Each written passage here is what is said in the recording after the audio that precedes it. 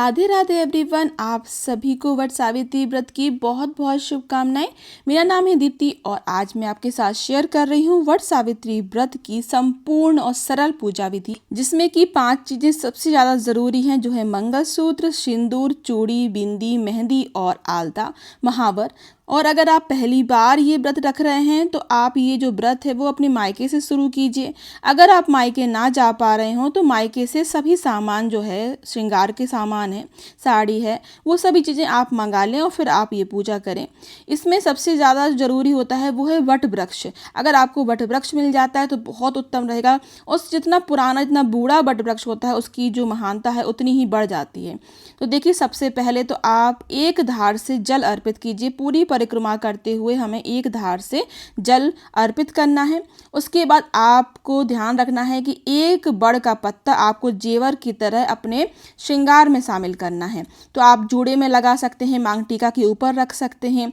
फिर देखिए, उसके बाद आपको ऐपन तैयार कर कर घर से ही लाना है। पूरी सामग्री की वीडियो मैंने पहले ही शेयर कर दी है, आपने ना देखी हो तो आप देख लीजिए, सभी सामग्री आपको उसमें मिल जाएगी।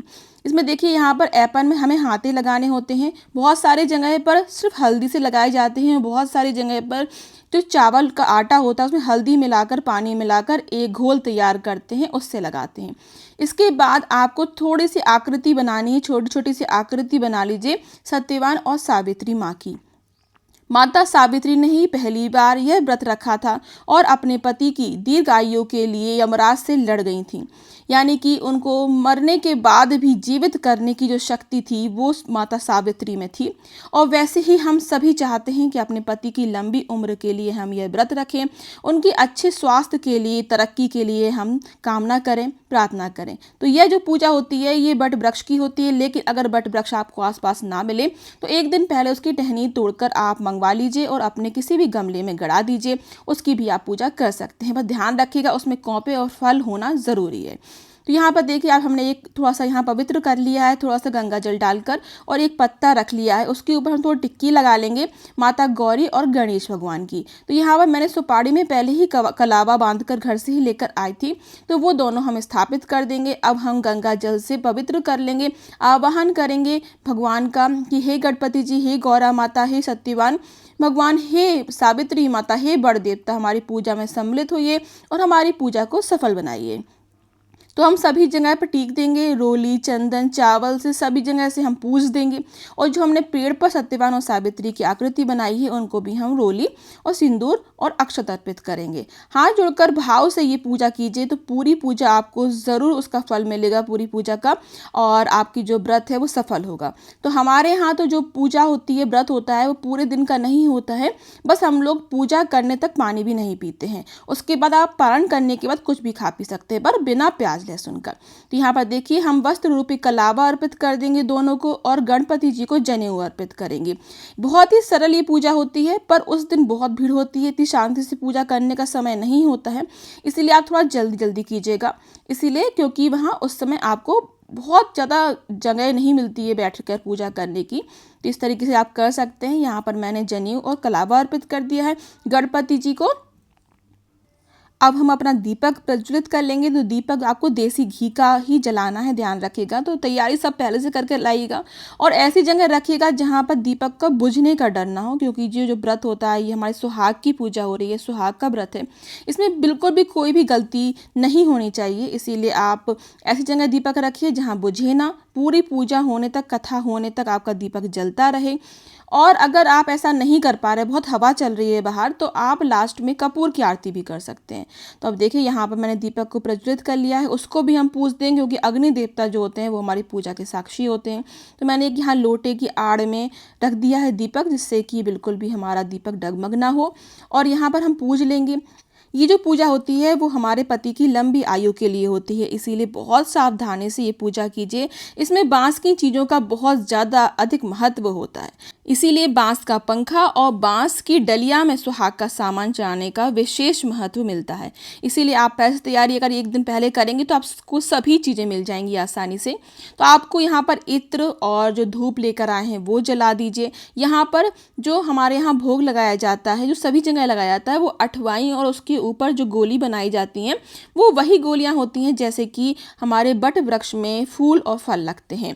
तो इस तरीके से हम दोनों जगह पर यहाँ पर ये जो अठवाई हैं और ये गोले हैं तो आपको चढ़ा देने हैं। ये जो गोले हैं वो थोड़ी सी मिठाई यानी कि मीठा डाल के बनाते हैं।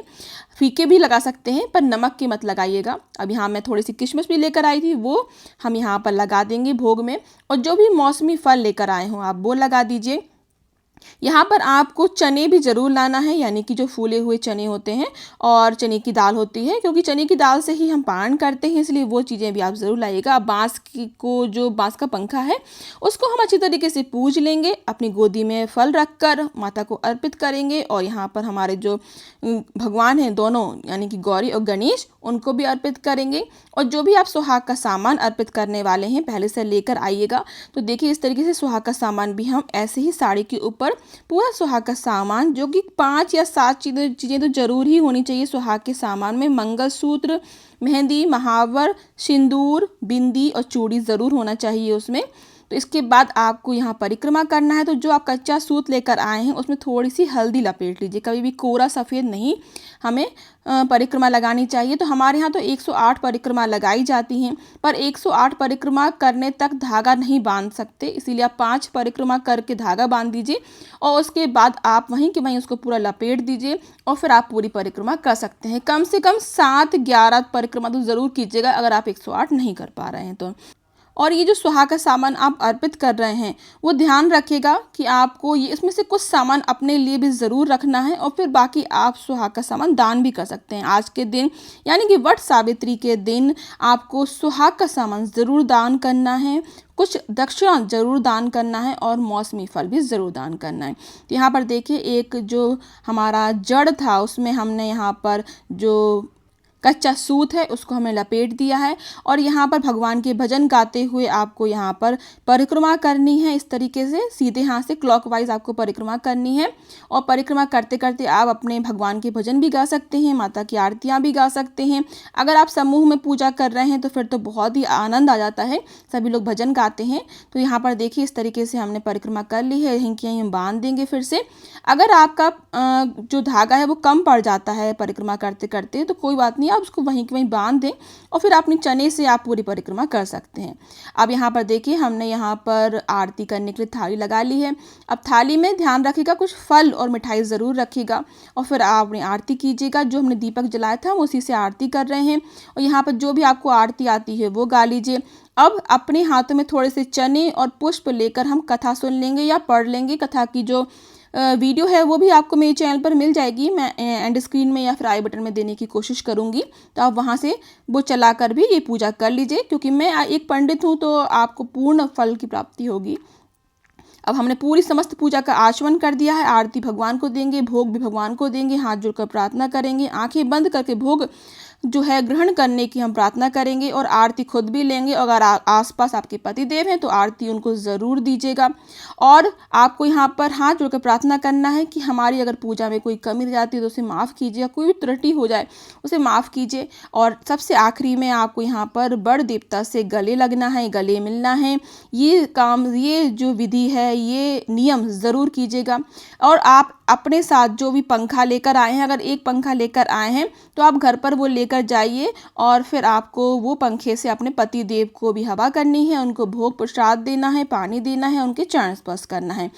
और अगर आसपास आपके कोई आपकी बुजुर्ग महिला हैं तो उनके भी चरण स्पर्श ज़रूर कर लीजिए। अब ये देखिए आपको सुहाग लेना है, सबसे आखिरी में ये काम ज़रूर कीजिएगा। तो अपने उल्टे हाथ की सबसे छोटी वाली उंगली से आपको 7 बार माता को अर्पित कर कर अपनी मांग में 7 बार ही वो भर लेना है। तो इस तरीके से आपको सुहाग लेना हो जाएगा। अपने पल्ले से प्रार्थना ज़रूर कर लीजिए और अपनी गोदी में कुछ ना कुछ फल ज़रूर रख लीजिए। अगर कोई भी आसपास नहीं है देने वाला तो आप खुद भी रख सकते हैं। इससे हमारी जो गोदी है वो भरी रहती है। अगर आप घर में पूजा कर रहे हैं तब भी आपको यही पूजा करनी है। आप देखिए, हम जो हमारा पंखा है उससे हम थोड़ी सी हवा कर देंगे बड़ देवता को, क्योंकि उसमें बहुत गर्मी होती है, इसीलिए उसका बात का ध्यान रखिएगा कि आपको पंखा ज़रूर करना है और अपने पति देव को पंखा करना है। अब यहाँ पर जो सामग्री हमने अर्पित की है, इसमें से जो हमने पूड़ी यानी कि हमारी जो अठवाई अर्पित की थी और जो गोले अर्पित किए थे, उसमें से एक जोड़ा आप घर पर ले के आ जाइए और बाकी सभी सामान जो भी वहीं पर रखने का है वो वहीं छोड़ सकते हैं। पंखा और श्रृंगार का सामान आप वापस ला सकते हैं, कभी भी आप उसको दान कर सकते हैं। यहाँ पर हमारी जो पूजा है वो सरल रूप में संपन्न होती है। दक्षिणा भी आप उठा लीजिए, अगर आप आसपास उस मंदिर में पंडित जी हैं तो आप उनको दे दीजिए, अगर कोई भी ना मिले तो घर पर ले जाइए, किसी भी सुहागन स्त्री को या फिर कन्या को आप दे सकते हैं। तो यहाँ पर हमारी जो पूजा है वो संपन्न होती है। इसके बाद भी अगर आपके मन में कोई क्वेश्चन हो तो आप मुझसे पूछ सकते हैं। और अगर आप पहली बार ये व्रत रख रहे हैं तो आप मायके में रखें, इसे मैंने आपको बताया, और मिट्टी का लोटा ज़रूर लेकर जाएं, उसी से पूजा की जाती है। क्योंकि तो अब हमारी जो पूजा यहाँ संपन्न होती है और घर पर कैसे पूजा करनी है उसकी विधि भी मैंने शेयर कर दी है, तो आप देख लीजिएगा। और पारण कैसे करना है, तो पारण हम घर पर आकर ही करते हैं, तो मैं आपको बताती हूँ। देखिए, इस तरीके से जो उसकी कॉप होती है उसको लेकर आइएगा, जो हमारी बट वृक्ष में कॉपें लगती हैं उसको लेकर आइएगा ध्यान से, और चने की दाल जो आपने भिगोई है उससे हमें पारण करना होता है।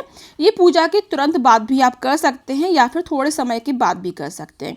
तो यहाँ पर जो कॉप है और जो चने की दाल उसका 2.5 दाना हमें कर लेना है और इसको हमें डायरेक्ट पानी से निगलना है। इसको चबाना नहीं है, डायरेक्ट पानी से निगलना है। और आप पानी कितना भी पी सकते हैं, क्योंकि हमारे यहाँ पूजा करने से पहले पानी भी नहीं पिया जाता है। तो अभी बहुत ज़्यादा गर्मी पड़ रही है, इसीलिए आप हो सके तो थोड़ा जल्दी पूजा करके आ जाइएगा, नहीं तो बहुत गर्मी हो जाती है। तो यहाँ पर देखिए, इस तरीके से आप पूरी पूजा कर सकते हैं और पारण कर सकते हैं बहुत ही आसान विधि से। तो चलिए, आज का ये वीडियो मैं यहीं समाप्त करती हूँ। आप सभी को वट सावित्री व्रत की बहुत बहुत शुभकामनाएं। ये वट सावित्री जो व्रत होता है वो 6 तारीख को है अमावस्या तिथि का। अगर आपके यहाँ पूर्णिमा का रखा जाता है तो वो 21 तारीख को है, जून में ही। ज्येष्ठ मास की जो अमावस्या तिथि होती है उसमें यह व्रत रखा जाता है। तो आप बस ऐसे ही पूजा कर लीजिएगा। और आप सभी को वट सावित्री व्रत की बहुत बहुत शुभकामनाएं। आप कहाँ से मेरा ये वीडियो देख रहे हैं मुझे ज़रूर बताइएगा। वीडियो को लाइक, शेयर एंड सब्सक्राइब करना बिल्कुल भी ना भूलिएगा। आप सभी का बहुत बहुत धन्यवाद।